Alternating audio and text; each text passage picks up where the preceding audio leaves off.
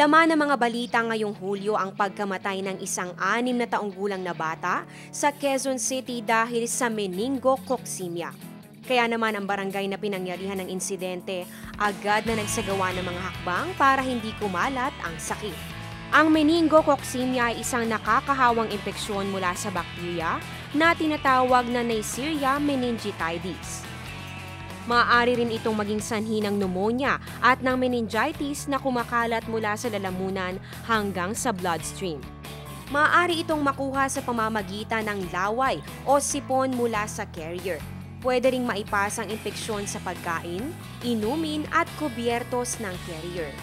Ang taong may meningococemia ay maaaring magkaroon ng mga sumusunod na sintomas: pananakit ng ulo, nausea o pagsusuka, stiff neck, kumbulsyon, pananakit ng joints, mataas na lagnat, rashes na may pagdudugo sa ilalim ng balat, unstable vital signs at malalang sugat na maaaring magdulot ng gangrene.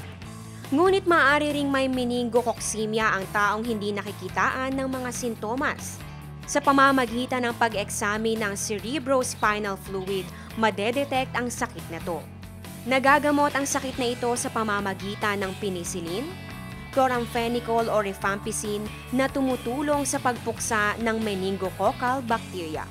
Mataas ang fatality rate ng sakit na ito, kaya naman upang maiwasang maging biktima nito, iwasang makisalamuha sa mga carrier, ugaliing maghugas ng kamay, panatilihing malinis ang kapaligiran, at panatilihin ding malakas ang pangangatawan at resistensya.